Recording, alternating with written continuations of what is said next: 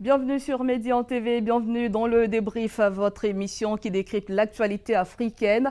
La première partie cette semaine sera consacrée au retrait de la moitié des troupes tchadiennes et la seconde à l'ouverture prochaine du procès de Thomas Sankara au Burkina Faso. Comme vous le savez, le Tchad a annoncé avoir divisé par deux ses effectifs déployés en février dernier au sein de la force antiterroriste du G5 Sahel, dans la zone dite des trois frontières, aux confins du Mali, du Niger et du Burkina Faso. Selon les autorités tchadiennes, il s'agit d'un redéploiement stratégique pour s'adapter au mieux à l'organisation des terroristes. Mais ce retrait partiel inquiète, d'autant que les actions meurtrières contre les populations civiles et les forces armées locales ne baissent pas d'intensité. Le retrait tchadien pénalise-t-il l'action militaire du G5 Sahel?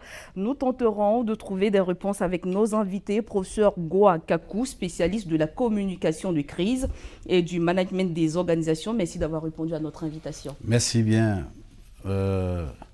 Madame Bamba, pour l'honneur que vous nous faites de nous associer à ce débat très enrichissant et très intéressant pour le développement de l'Afrique.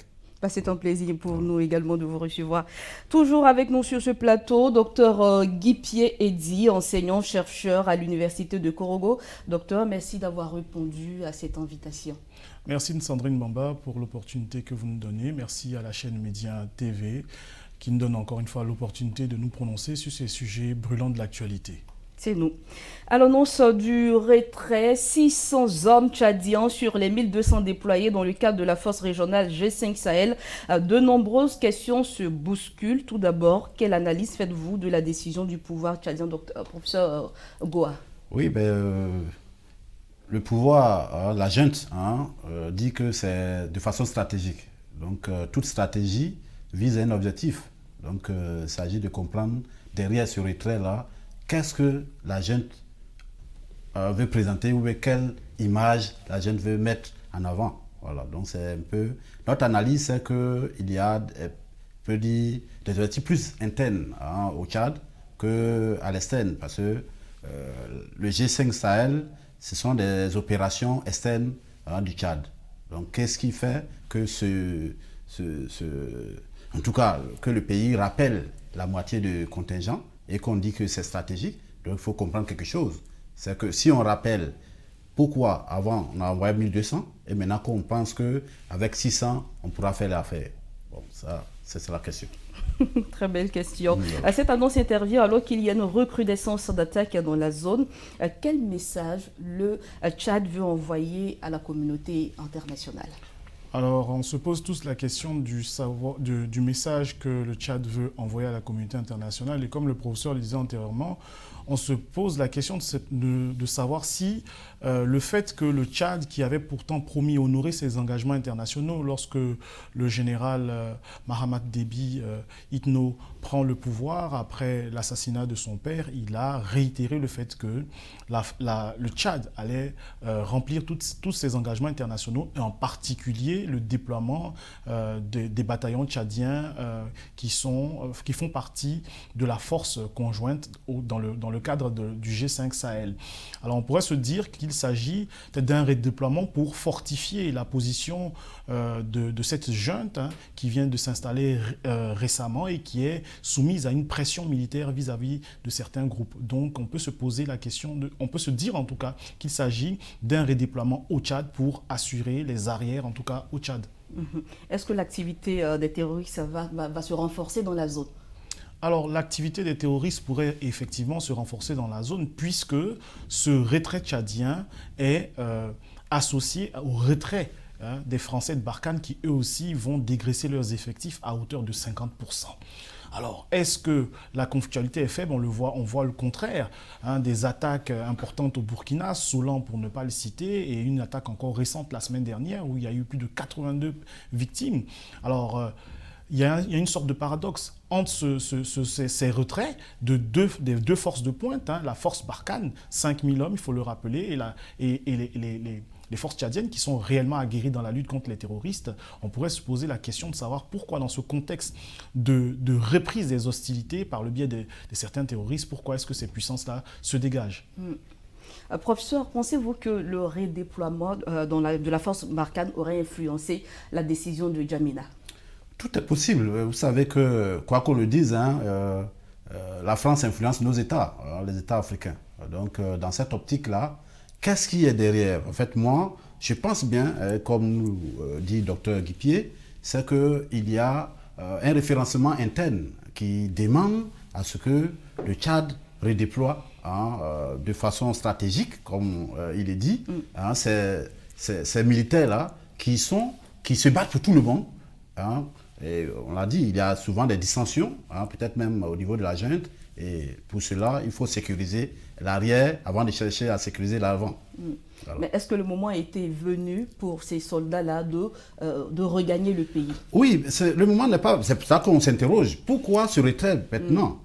Parce que quoi qu'on dise, vous savez, les organisations dites terroristes cherchent du territoire. Parce que pour une organisation, en tout cas pour toute organisation, en plus d'idéologie, il faut avoir un territoire pour pouvoir mener ses actions, en tout cas, qui va nous servir de base arrière. Donc c'est normal que ces gens armés qui attaquent cherchent à avoir un territoire où ils pourront asseoir leur stratégie également.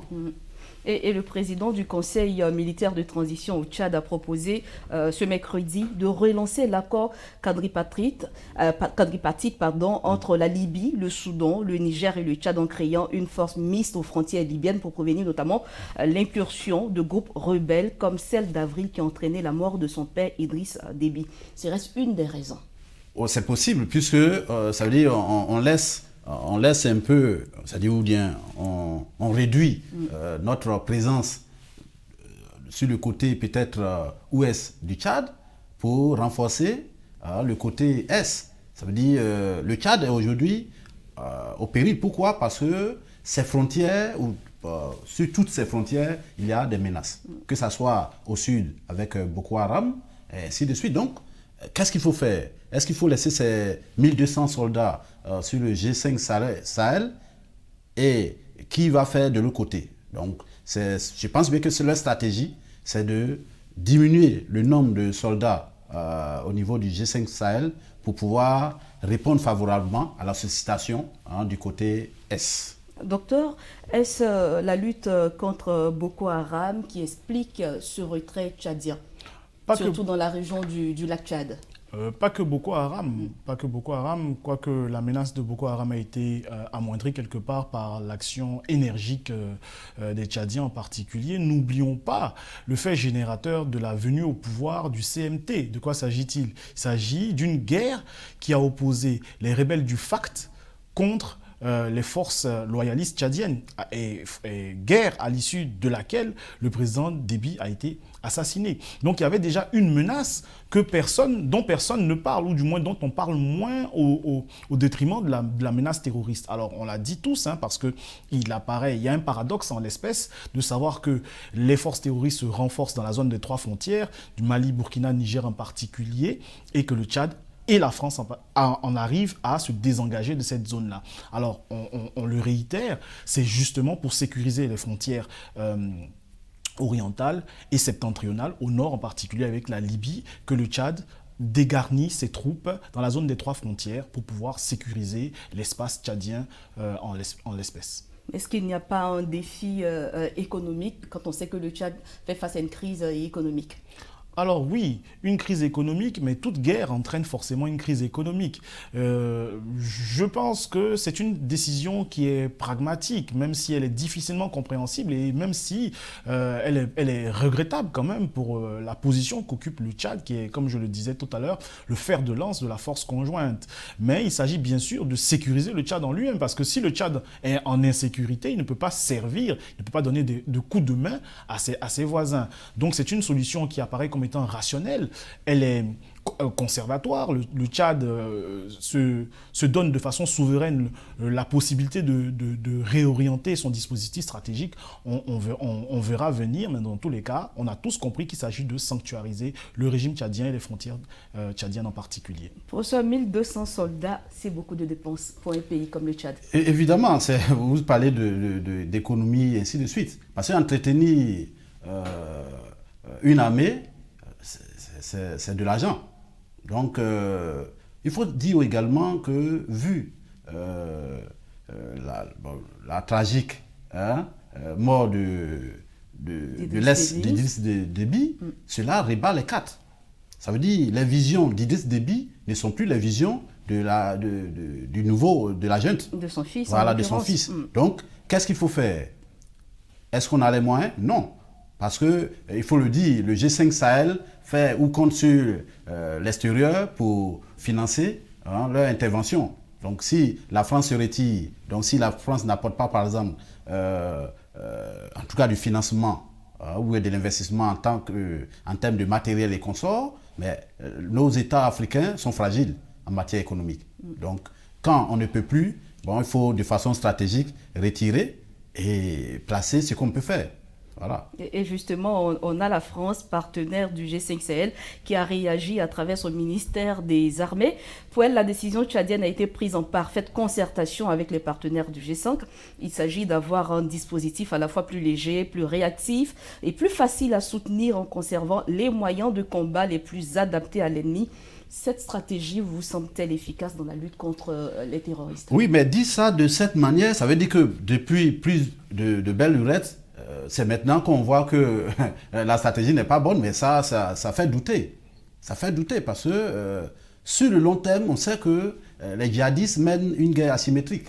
Donc si on mène une guerre asymétrique, il faut en tant qu'armée, formellement installée, il faut trouver des mécanismes. Je pense bien que dans les armées qui forment le G5 Sahel, il y a des spécialistes, il y a des experts qui pouvaient dès le départ voir que, étant une guerre asymétrique, il faut utiliser d'autres méthodes pour contrer ces personnes-là.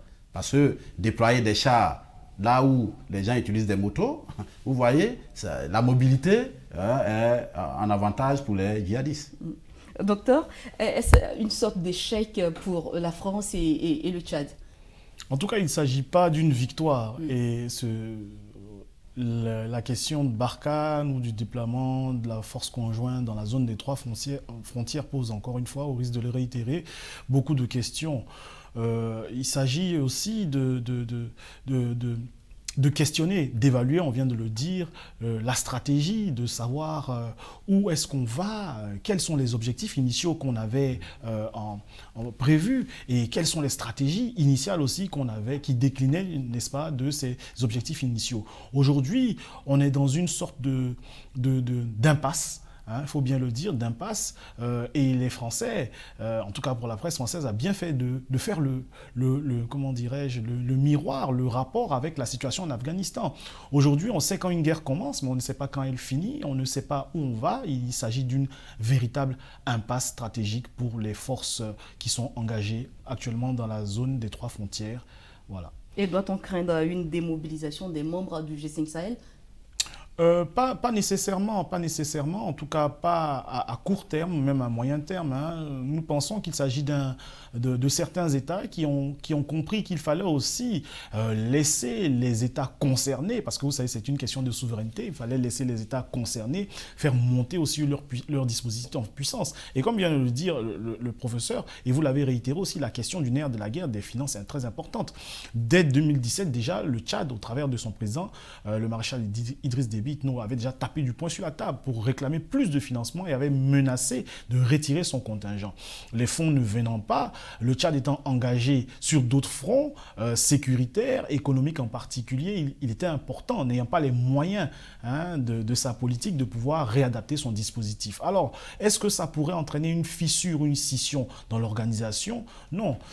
Peut-être en faire une coquille vide, pourquoi pas, mais en tout cas, la balle est dans le camp des États concernés, des États qui ont les 3 frontières en commun en particulier.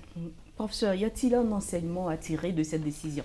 Oui, l'enseignement, c'est que, à mon avis, et on comprend que tout n'est pas fausse. La guerre qu'on subit tout dans nos États, je pense bien que le Mali ou bien le Burkina, qui ont décidé, à des moments, qui a mené des controverses, c'est de discuter avec ces personnes qui attaquent, de comprendre pourquoi. Parce que l'un des éléments, c'est ça. Pourquoi on attaque? Pourquoi ces djihadistes-là font cela? Donc, si on comprend, ça veut dire qu'on peut, on peut procéder autrement pour les neutraliser. Voilà. Parce que si nous n'avons pas assez de moyens pour pouvoir maintenir des troupes, cela devient un désastre. hein, comme l'a dit le Dr Guipier, aujourd'hui nous voyons avec l'Afghanistan. Ça devient un désastre. C'est-à-dire si vous envoyez 1200 et même déjà la sécurisation était un peu problématique et qu'on réduit, mais qu'est-ce qui en sera sur le terrain? Voilà. Des questions qui restent tout de même posées. C'est ça. Alors, le G5 Sahel, c'est le Burkina Faso, le Mali, la Mauritanie, le Niger et le Tchad, alors que plusieurs pays de la sous-région font face ou sont la cible de terroristes. Ne faudrait-il pas élargir le G5 Sahel à d'autres pays? Bien, le problème qui se pose, c'est que le docteur en a parlé, c'est le problème de souveraineté. À quel moment nous nous mettons ensemble? À quel moment on sait qu'il y a la souveraineté ici ou la souveraineté là? Il va arriver un moment où il va y avoir un problème de leadership. Et ces problèmes de leadership-là vont se faire ressentir dans l'approche de ces amis-là. Donc, c'est un élément, c'est bien de se mettre ensemble, évidemment, lors d'un danger. Si on se met ensemble, on devient plus fort. Mais il faut construire cet ensemble-là. Ça veut dire qu'il faut mettre ensemble, en tout cas, il faut penser. C'est-à-dire qu'il ne s'agit pas de se mettre de façon hétéroclite ensemble, mais il faut penser qui fait quoi dans cet ensemble. Docteur, professeur, nous dit de se mettre ensemble, mais selon vous, quelle doit être la stratégie pour stabiliser cette zone s'il ne faut pas ouvrir le G5 Sahel à d'autres pays? Alors, vous avez raison de poser la question, je me la posais ce matin, de me dire mais pourquoi est-ce que tous les États de la bande sahélo-saharienne, ou même les pays de ce qu'on appelle en géostratégie, en géopolitique, les pays des mers chaudes, hein, qui ont pied dans l'océan Atlantique, pourquoi, dans le golfe de Guinée en particulier, pourquoi est-ce que tous ces États ne mutualisent pas leurs efforts au travers d'une organisation régionale à l'identique du G5 Sahel? Pourquoi pas en faire un G12? Vous voyez que c'est une bande qui part de la Mauritanie à l'ouest jusqu'au Tchad. Donc vous voyez que c'est une large zone qui peut concerner des États comme la Côte d'Ivoire qui commencent à être attaqués, confrontés à cette menace des groupes armés terroristes. Alors oui, ce serait l'idéal de tenir des conférences ou bien de faire des appels pour que des États concernés comme la Côte d'Ivoire ou le Nigeria, qui est un acteur hégémonique important dans la région, le Cameroun qui est confronté à la conflictualité terroriste depuis belle lurette, puissent intégrer cette organisation-là qui dispose déjà d'organes, un siège en Mauritanie, un secrétariat permanent dirigé par un Nigérien, la force conjointe militaire antiterroriste qui a son siège à Sévaré au Mali, autant d'institutions, autant d'objectifs qui sont déjà mis en commun dans cette organisation de sécurité collective, qui sont importantes et que d'autres États beaucoup plus puissants pourraient intégrer le cas échéant pour renforcer, n'est-ce pas, cette organisation et renforcer la lutte contre les groupes armés terroristes. Et est-ce que le Sahel peut devenir en quelque sorte un nouvel Afghanistan avec la prise de Kaboul par les talibans? Alors, la tentation est belle de pouvoir rapidement, de façon hâtive, comparer l'Afghanistan et cette région-là. Attention, il y a beaucoup d'erreurs qu'il ne faut pas commettre. L'Afghanistan, les talibans sont en zone conquise. Lorsque vous regardez un peu la carte des talibans, ils ont pris Kandahar, qui est leur berceau historique, bientôt Kaboul, qui est une zone certes cosmopolitaine parce qu'elle réunit tous les peuples ou les ethnies afghanes, mais les talibans étant en majorité de l'ethnie Pashtun, ils sont déjà chez eux. Alors, tout le monde aujourd'hui se pose la question de savoir quid du nord-est de l'Afghanistan avec la zone frontalière du Tadjikistan, qui est la zone de la vallée du Panchir, où des combats sont à craindre, des combats beaucoup plus intenses, parce qu'en l'espèce, il n'y a pas eu réellement de combat, il y a eu des villes qui se sont rendues sans combattre, parce que ce sont les zones de prédilection des talibans qui sont de l'ethnie Pashtun, etc. Différemment de la zone au Mali, où il s'agit de groupes hétéroclites, certes puissants, certes violents, mais qui ne seront pas comme des poissons dans l'eau, à Bamako par exemple, à Niamey ou à Ouagadougou, où des populations beaucoup plus importantes, hostiles le cas échéant historiquement, etc., pourraient en tout cas avoir une sorte de sursaut d'honneur. N'oublions pas aussi que les armées de ces pays concernés là, même si elles essuient quelques revers, somme toute assez importants, sont dans une sorte de montée en puissance avec l'acquisition de matériel, avec aussi le recrutement tout azimut et in fine avec... comment on pourrait le dire, des matériels aériens ou des drones, etc., qu'ils ont pu acquérir récemment. Professeur? Oui, en fait, ce qu'il dit, parce qu'il faut comprendre l'élément, il a dit quelque chose qui me fait penser à l'association des populations. Parce qu'aucun groupe armé ne peut être fort s'il n'y a pas de complicité. Donc, cette complicité-là est faite comment? Elle s'est faite souvent dans des zones acquises à la mentalité ou à l'idéologie des groupes armés. Il faut sensibiliser cette population-là à comprendre les conséquences ou les inconvénients liés à cette pratique djihadiste.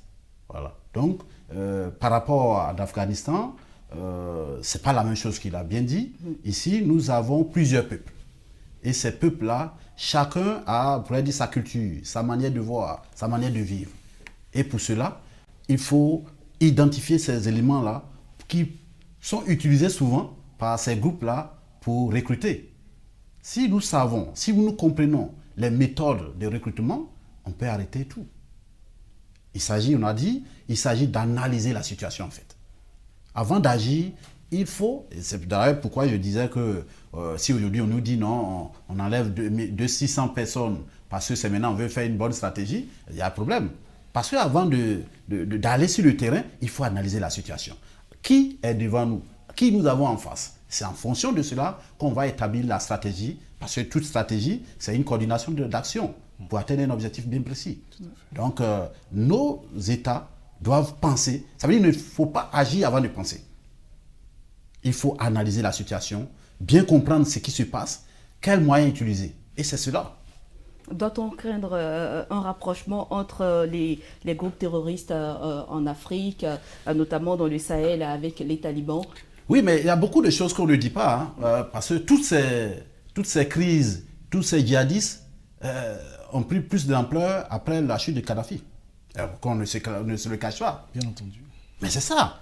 Quand on fait tomber quelqu'un sans... J'ai parlé d'analyser la situation. C'est vrai, on dit peut-être Kadhafi est un dictateur et quelque chose, mais Kadhafi contenait ces personnes-là. C'est une digue, il a dit. Vous voyez, ça a sauté, maintenant ça saute pour tout le monde. Vous voyez. Donc, il faut analyser les situations avant d'agir.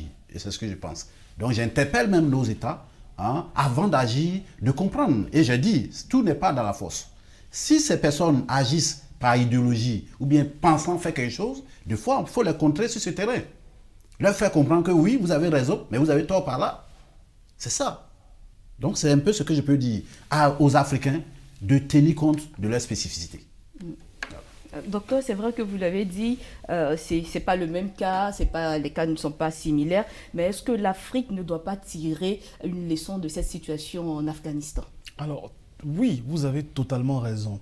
Je voulais ajouter que dans les institutions, en tout cas qui sont des composantes du G5 Sahel, on a une composante qui est très importante et qui commence à être mise en lumière la plupart du temps, c'est la question de l'aspect cognitif de la guerre, c'est-à-dire apprendre la guerre, voir la guerre comme un objet d'étude.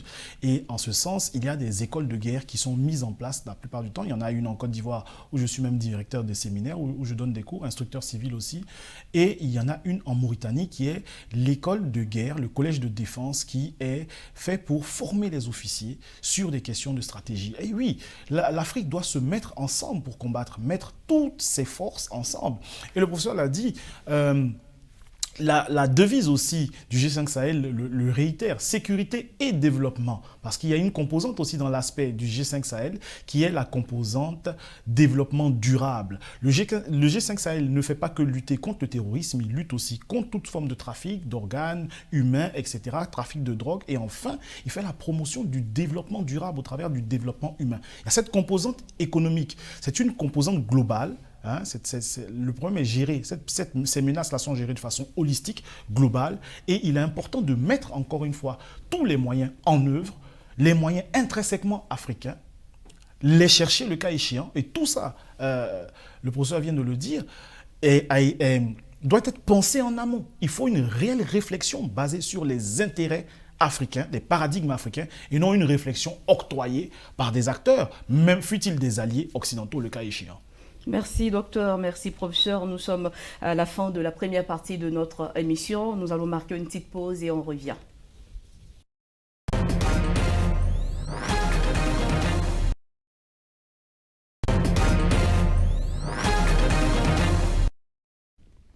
Bienvenue dans la deuxième partie de cette émission. On prend la direction de Ouagadougou. 34 ans après la mort du père de la révolution burkinabé, sommairement exécuté avec 12 de ses compagnons lors d'un coup d'État en 1987, le procès de ces assassins présumés s'ouvrira le 11 octobre prochain. C'est ce qu'a annoncé le procureur militaire du Burkina Faso.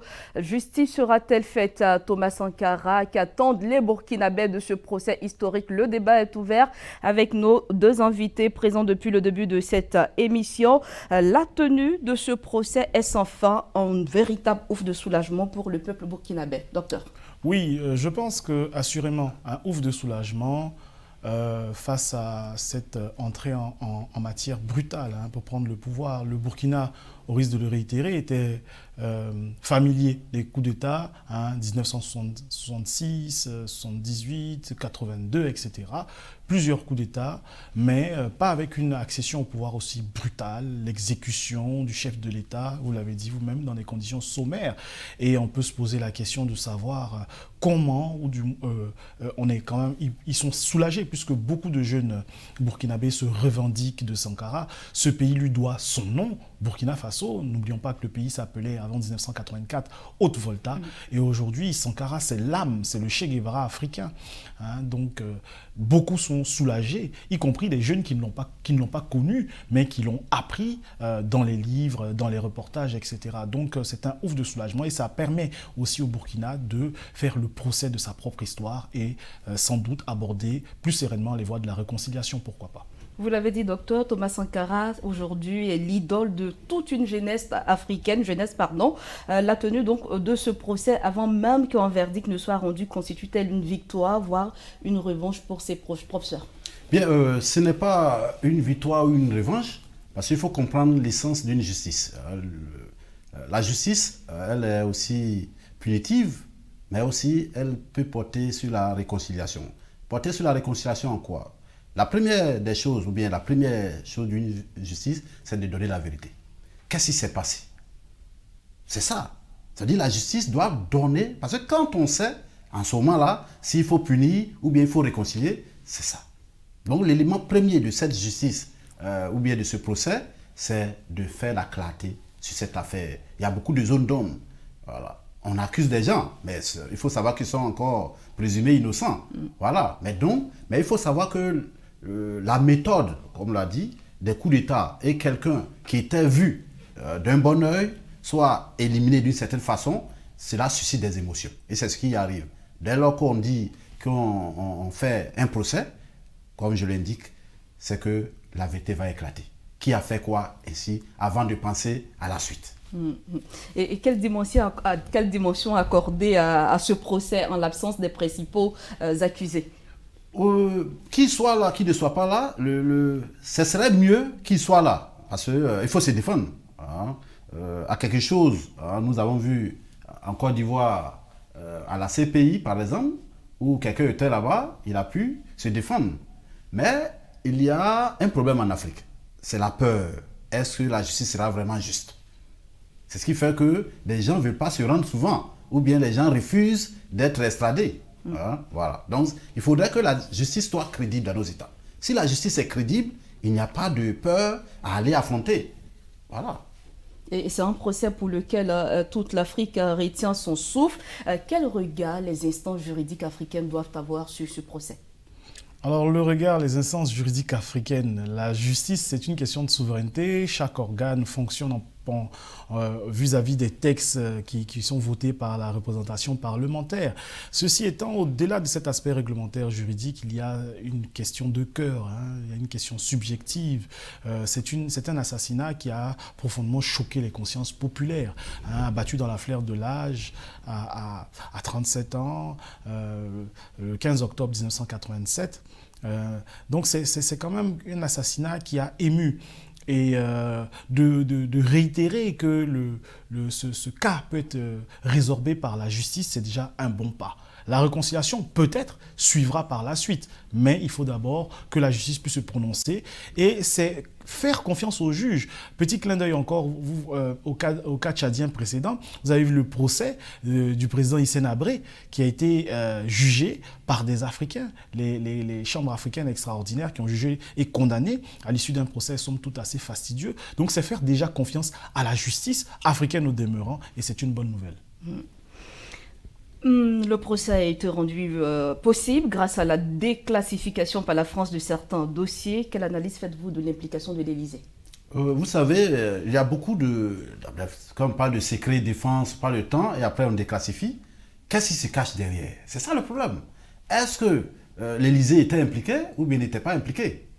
Parce que nous avons... C'est de ça qu'il s'agit en fait. Quand ça arrange l'Élysée, ça arrange la France peut-être, on déclassifie. Mais il y a certains dossiers qui ne sont pas déclassifiés. Seulement qu'il faut comprendre qu'arrivé un moment, Thomas Sankara défendait l'Afrique par sa position. Et cela n'est pas toujours, ne plaît pas toujours à ce qu'on appelait la France-Afrique à l'époque. Voilà. Donc, c'est toujours, nous savons que le Burkina est une colonie française. Et la France ne peut pas ne pas être au courant de certaines choses. Et donc, si les dossiers sont déclassifiés, cela va participer à la vérité, tout court. Le diagnostic est bon, mais le médecin reste suspect. Est-ce ainsi qu'il faut interpréter l'aide de la France, docteur? Alors, pas aussi hâtivement. On pourrait quand même se féliciter du fait que tous ces dossiers soient déclassifiés pour pouvoir restituer la vérité historique. Jusqu'à présent, il est vrai que de formidables travaux, que ce soit journalistiques ou même romanciers, ont essayé de supputer ou reconstituer les faits. Ils ont été, si vous me permettez, romancés à l'envi de cette mort, mais il y a plusieurs éléments, chaînons manquants qui perturbent. Voilà, il y a des témoins qui sont toujours en vie, et il y a des présumés commanditaires ou acteurs qui sont toujours en vie. Alors on a hâte de reconstituer cette vérité historique-là. Et le Burkina annonce que le procès sera public et délocalisé dans la salle des banquiers de Ouaga 2000. Est-ce que la justice burkinabé saura gérer cette affaire? Bien, on espère bien. Ça veut dire qu'il ne faudrait pas que l'émotion prenne le pas sur l'objectivité. Alors, je le dis, il faut savoir raison garder que la justice doit être juste. Pour être juste, il faut savoir que tous ceux qu'on incrimine ou tous ceux dont on donne le nom sont présupposés innocents. Vous voyez. Donc c'est à la lumière de ce qui sera dit, à la lumière des preuves apportées, c'est en tout cas ces éléments-là qui vont dire soit celui-là a cette responsabilité ou l'autre a telle autre. Donc c'est une bonne chose pour moi, en tout cas pour nous, pour que tout ce qui est caché soit révélé, de sorte que les gens soient en paix avec leur cœur. Parce que la famille de Thomas Sankara demande toujours justice. Demande justice pourquoi? Parce que ça sera pour eux, pour faire un bon deuil, de comprendre ce qui s'est passé. Que ce soit pour la famille, mais que ce soit pour les Burkinabés, que ce soit pour l'Afrique tout entière. Pour ne pas que cela arrive encore. Parce que l'élément de la justice, c'est faire aussi la prévention. Ça veut dire, maintenant, ce procès-là, c'est pour donner une certaine vue, pour ne pas que cela arrive prochainement. Et vous pensez qu'on aura la vérité au cours de ce procès-là? Bon, nous espérons. Nous espérons, si le procès fait intervenir des personnes clés, je pense qu'on aura la vérité. Voilà. Parce que plusieurs années plus tard, je pense qu'il y a certaines passions qui passent. Certaines passions qui passent et certains intérêts aussi qui passent. Et dans cette affaire, 14 personnes vont être jugées pour attentat à la sûreté de l'État, complicité d'assassinat et complicité de recel de cadavres. Sur le banc des accusés se trouve donc l'ancien président Blaise Compaoré qui a obtenu la nationalité ivoirienne. Y a-t-il seulement une chance pour que ce procès se tienne enfin en présence de l'intéressé qui est actuellement en Côte d'Ivoire? Alors, ce serait souhaitable, c'est le scénario idéal que le président Blaise Compaoré, qui a géré le Burkina Faso d'une main de fer de 1987 à 2014, puisse comparaître, ne serait-ce que pour expliquer son rôle, réitérer le rôle qui a été le sien lors de cette crise. Cependant, il faut nuancer certains espoirs, les tempérer, parce qu'on ne le sait pas. Après, tout est question de décision discrétionnaire et souveraine. On ne sait jamais, la Côte d'Ivoire peut décider de livrer le président Compaoré à son pays d'origine, le Burkina Faso, pour qu'on puisse le juger, mais je pense que l'hypothèse est fortement improbable. Professeur, pensez-vous que la Côte d'Ivoire va accepter de coopérer dans cette affaire où la nationalité ivoirienne du principal accusé lui permettrait, entre guillemets, de pouvoir échapper à ce procès? Bien, c'est ce que disait Dr Guipier. L'intérêt serait qu'il parte pour élucider la chose. Parce que, comme je le dis, c'est un présumé innocent. Oui. C'est un présumé, quoi qu'on dise, c'est vrai. Mais il a été proche de Thomas Sankara. Et encore, il a succédé à celui. Donc, ça veut dire qu'on peut ne pas être commanditaire de quelque chose, on peut ne pas amener des gens, assassiner quelqu'un, mais puis en profiter. Donc, ça serait mieux. Mais, comme il le dit, la probabilité qu'il parte est faible. Est faible pourquoi? Parce que dans son entourage, on craint une justice aux ordres. Voilà ce qui est dit. Pour la défense, on pense que la justice ne sera pas vraiment juste, donc cela fait la peur. Bon, si on donne des garanties que la justice sera vraiment juste, et ça, en tout cas pour la révélation de la vérité, ça sera intéressant qu'il soit là. Mais sur le plan juridique, est-ce possible qu'il soit tout de même extradé? Alors, ce serait difficile. Notre constitution de novembre 2016 dispose qu'aucun Ivoirien ne peut être contraint à l'exil. Alors, en même temps, ça veut dire qu'aucun Ivoirien ne doit être envoyé devant des juridictions enfin pas internationales, mais étrangères. Donc il y a cet élément-là qui protège quand même le président Compaoré, qui est ivoirien, il faut le dire, qui bénéficie de la nationalité par le biais du mariage avec son épouse.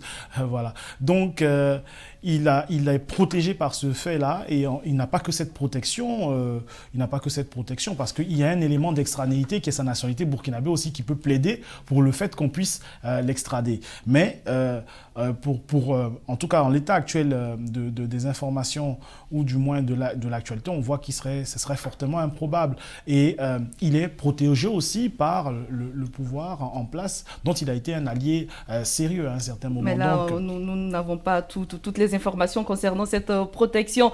Par contre, on se demande si la Côte d'Ivoire refusait de coopérer avec le Burkina sur ce procès, est-ce que les relations diplomatiques entre les deux pays ne seraient pas entachées? Non, je ne pense pas. Je ne pense pas, puisque cette affaire, elle est un peu délicate. C'est une affaire délicate. Et comme on le souligne, il serait mieux de convaincre le président Compaoré de venir donner sa part de vérité. Mais si on doit procéder par extradition, c'est comme une contrainte. Et cela, comme il a dit, c'est un peu improbable, puisque le président burkinabé d'alors est aussi ivoirien d'adoption par son mariage. Donc cela devient presque difficile. Le vœu, c'est qu'il parte de lui-même pour qu'on sache ce qui s'est passé. Voilà. Blaise Compaoré aura régné durant 27 ans sans être inquiété. Avait-il les moyens d'éviter de répondre aujourd'hui à ce procès-là? Probablement. Vous savez, il est parti, de la manière dont il est parti du pouvoir, cela démontre ça. Ça veut dire, vous savez, comme je le dis, si dans sa gestion du pouvoir, beaucoup dénoncent certaines choses. Il a été qualifié de dictateur par certains de ses opposants. Mais je pense que c'est la méthode de gestion de son pays qui a amené les gens à être un peu plus regardants sur cette affaire. Pourquoi? Parce que les gens se sont dit qu'il était l'un des plus proches de Thomas Sankara. Et dès lors que votre proche est assassiné et qu'on vous soupçonne, cela pèse. Et c'est pour cela que les Burkinabés veulent qu'il rentre pour répondre, d'après eux, de ses actes. Parce qu'il était un homme proche et qui considère, si il était vraiment l'assassin ou bien le présumé assassin, c'est une trahison qu'il ne veut pas tolérer. Docteur, avait-il les moyens d'éviter ce procès quand il était encore aux affaires? Alors, ce serait quelque part injurier ou du moins relativiser le rôle ou l'indépendance du pouvoir judiciaire burkinabé d'alors. Mais bon, de façon réaliste, oui, il était quand même au pouvoir, il était le chef de l'État, il était le chef du Conseil supérieur de la magistrature. Il avait les moyens de pouvoir peser sur l'action judiciaire pour éviter un procès à son encontre. Il n'y a pas eu que l'assassinat de Thomas Sankara, il y a eu aussi 2 ans plus tard l'assassinat de Boukari Lingani et d'Henri Zongo. Il y a eu, vous l'avez vu aussi, l'assassinat de Norbert Zongo. Beaucoup d'assassinats ont été commis qui ont ému l'opinion publique burkinabé. À un certain moment, il y a eu même des tentatives d'insurrection contre sa personne après la mort de Norbert Zongo, mais il a pu quand même gérer les choses au mieux. Donc oui, on peut penser que sa position a pu servir pour peser sur le gel de certaines actions judiciaires contre sa personne. Aurait-il dû réhabiliter Thomas Sankara à l'époque, quand on sait ce que ce dernier représente pour toute l'Afrique? Il a essayé de le faire. Vous savez, il ne faudrait pas juger... je ne dirais pas durement, mais il faudrait juger objectivement le président Blaise Compaoré. Il ne s'est pas réfugié dans une désankarisation radical. Il n'a pas débaptisé le Burkina Faso, il n'a pas enlevé certains attributs comme le ditanier qui est l'hymne national des Burkinabés qui a été composé par Thomas Sankara. Il a gardé quand même certains symboles. C'est quelqu'un de très rusé, qui a eu à cœur de sauvegarder certains symboles et puis, bon, bien sûr, d'affirmer aussi sa propre personne, sa personnalité dans son action gouvernementale. Donc, il ne s'agit pas d'une réhabilitation tout azimut de Thomas Sankara. Lorsque vous alliez il y a quelques années au cimetière de Dagnouen pour voir la tombe de Thomas Sankara, bon, c'est une tombe qui est certes modeste, mais à l'époque, elle était bien entretenue. Il est vrai qu'aujourd'hui, il y a une université qui porte son nom. Aujourd'hui, il y a une statue qui devient un objet d'attraction touristique, mais le pouvoir de Blaise Compaoré n'a pas fait fi de la mémoire de Thomas Sankara en l'espèce. Quelle solution lui reste après l'annonce de ce procès, professeur? Oui, bien. Donc, après l'annonce de ce procès, comme je l'ai dit, c'est que les impliqués puissent répondre de leurs actes. D'abord, j'ai dit d'entame que toute justice n'est pas forcément punitive. Ça veut dire d'abord de comprendre et que la volonté, en tout cas pour moi, je pense qu'après la révélation de la vérité, la clarté des choses, il faut passer à quoi? À l'étape de la réconciliation. Ça veut dire qu'on ne va pas demeurer dans... C'est déjà fait. Ça veut dire Thomas Sankara est déjà mort. Maintenant, il faudrait que si la vérité se révèle, il faut amener à la réconciliation, de sorte que ces actes ne se posent pas. Et comme il le dit, vous savez, dans ces genres de choses, il y a beaucoup d'implications souvent politiques. Et ces implications politiques, avant l'assassinat de Thomas Sankara, il y a eu beaucoup d'éléments stratégiques qui étaient là. Est-ce qu'il y a eu d'influence qui a amené à sa mort? On ne sait pas. Mais en tout cas, ce que moi je propose, c'est qu'après la révélation, après la justice, il faut penser à penser. Ça veut dire quoi? Penser les plaies en faisant la réconciliation. Nous allons y arriver, mais bien avant cela, est-ce que la justice burkinabé dispose aujourd'hui de suffisamment d'éléments pour pouvoir prouver, montrer la vérité aux yeux du monde? Oui, si elle déclenche l'action judiciaire et elle juge l'opportunité des poursuites et qu'elle organise un procès, oui. Faisons confiance à nos magistrats, faisons confiance à nos juges. Je pense qu'elle a tous les éléments. Il y a des témoins qui sont encore vivants, y compris le célèbre Aliou, son nom exact m'échappe, qui fait partie des personnes qui ont été, en tout cas, rafalées par ce commando venu pour assassiner Blaise Compaoré, qui a survécu. Voilà. Donc, il y a des témoins qui sont là, qui sont bel et bien vivants, des deux côtés, des victimes comme des présumés commanditaires, auteurs, perpétrateurs, etc., qui sont vivants, et faisons confiance à la justice burkinabé pour pouvoir restituer les faits. Comme je l'ai dit, ils ont été inventés, ils ont été romancés, etc. On aimerait avoir les faits, de savoir ce qui s'est réellement passé, et c'est pour ça que toutes les parties doivent comparaître, y compris le président Blaise Compaoré, le cas échéant. Faisons confiance à la justice burkinabé, on a l'espoir quand même, en faisant confiance à nos institutions, qu'elle puisse juger efficacement les personnes qui sont accusées et, le cas échéant, restituer la vérité historique au demeurant. L'un des accusés se trouve présentement en prison. Il s'agit de l'ancien chef d'état-major, le général Diendéré, en touche à mort. Oui, bon, vous savez, Diendéré était un homme fort également du temps de Thomas Sankara.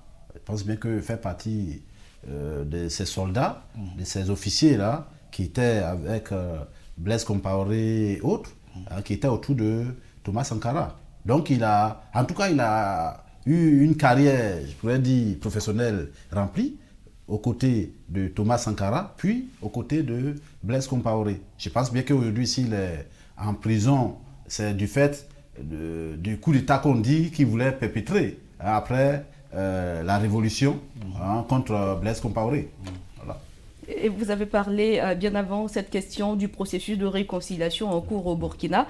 Et on a le président Roch-Marc Christian Kaboré qui s'était engagé à faciliter le retour d'exil de Blaise Compaoré au nom de cette réconciliation. Peut-on dire que l'annonce de l'ouverture prochaine de ce procès compromet l'hypothèse d'un retour de Compaoré?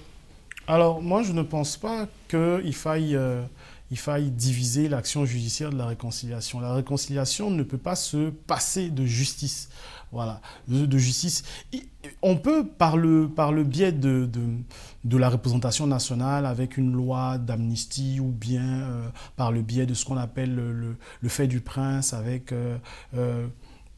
le fait que le président puisse gracier certaines personnes, etc. On peut, par le biais aussi de d'autres organes de réconciliation, de vérité, promouvoir la réconciliation. Mais il est important que l'action initiale judiciaire soit faite afin de situer les responsabilités et la vérité historique. Parce que nous avons les partisans de Blaise Compaoré qui ne sont pas partants pour cette réconciliation sans leur leader politique. Évidemment, ça veut dire, vous savez, en politique, chacun a sa troupe. Donc, il faut le dire, mais c'est vrai qu'on parle de Thomas Sankara, mais pour certains, Thomas Sankara n'est pas un leader. Thomas Sankara a été, peut-être, dans certaines choses, a été contesté pour certaines méthodes. Donc, il en est de même pour Blaise. Chacun a ses partisans. Maintenant, pour la crainte des partisans de Blaise Compaoré, c'est qu'il y a une justice vraiment juste. Ça veut dire qu'il ne soit pas une justice aux ordres. Vous avez parlé du président Roch, mais le président Roch a été aux côtés de Blaise Compaoré durant plusieurs années.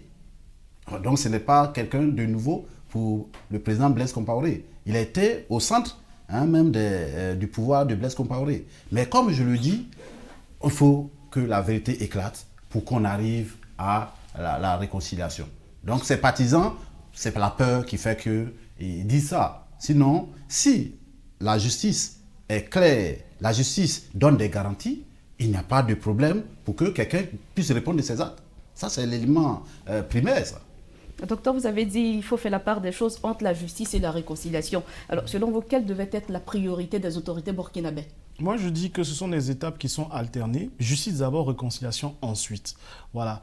Justice parce qu'il faut savoir ce qui s'est passé. Parce que vous savez, un procès, on a vite fait de condamner certaines personnes sans qu'il y ait de procès. Et lorsque le procès se déroule, on voit effectivement, quand elles donnent leur part de vérité, à l'épreuve des faits, à l'épreuve même des preuves, qu'elles ne sont pas ce que l'opinion publique, ce que la Vulgate, etc. pourrait penser. Donc il faut faire confiance à la justice de ce point de vue-là. Il ne faut pas présager du fait que le président Blaise Compaoré sera condamné. Qui sait? Peut-être qu'il pourrait être jugé et relaxé, ou il sera jugé innocent. Voilà.